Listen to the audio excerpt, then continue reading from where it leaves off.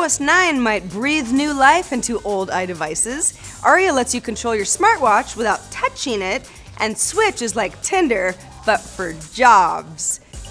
It's Friday, May 22nd, and this is Crunch Report.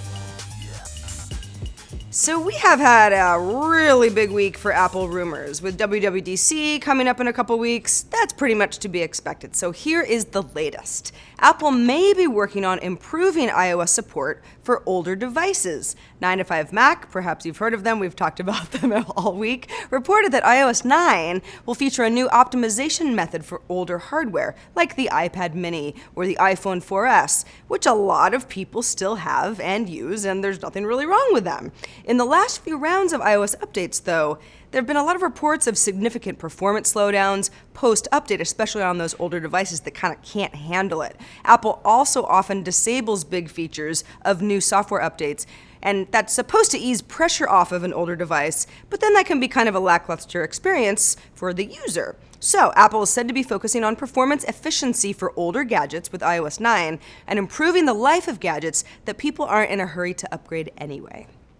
If you have a smartwatch, I do not, but maybe I will in the future, if you wear it on your wrist, you might sometimes feel frustrated having to use your other hand to navigate the watch. Sometimes your other hand is busy.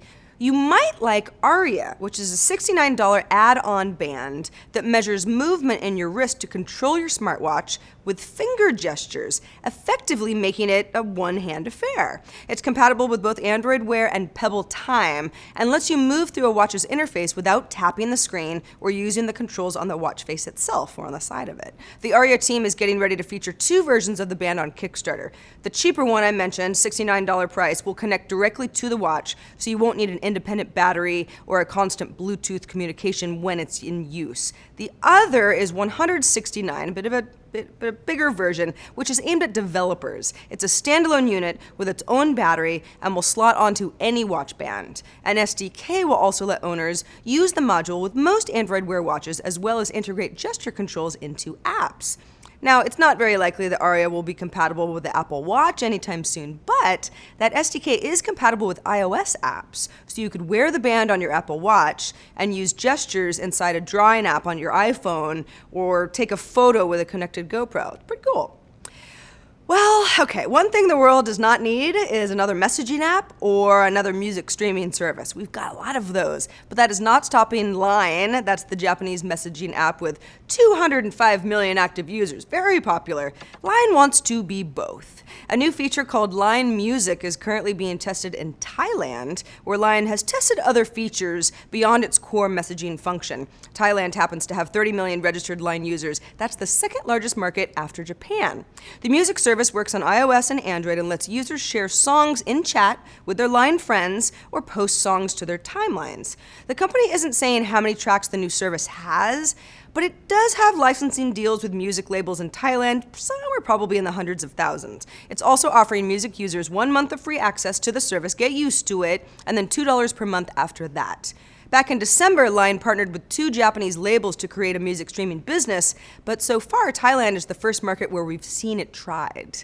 Line currently makes more than half of its revenue from in-app game purchases, but the company is branching out to avoid relying on game trends that sort of happen to change with the wind. By the way, Mix Radio, which Line acquired from Microsoft, launched its app for iOS and Android devices this week, but Line tells TechCrunch that the two services are being run independently.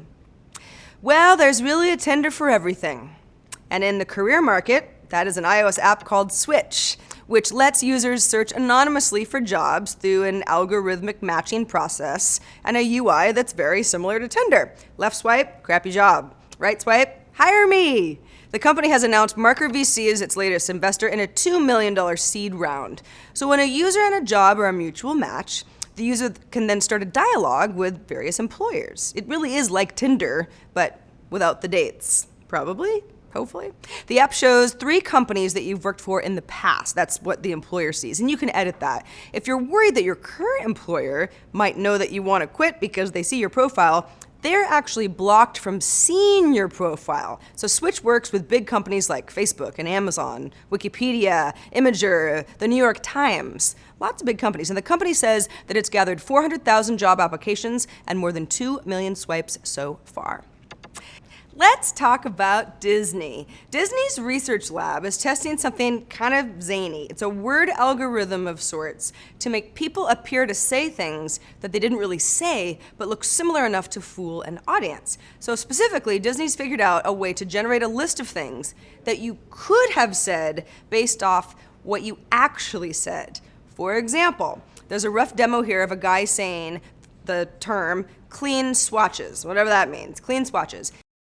Clean swatches.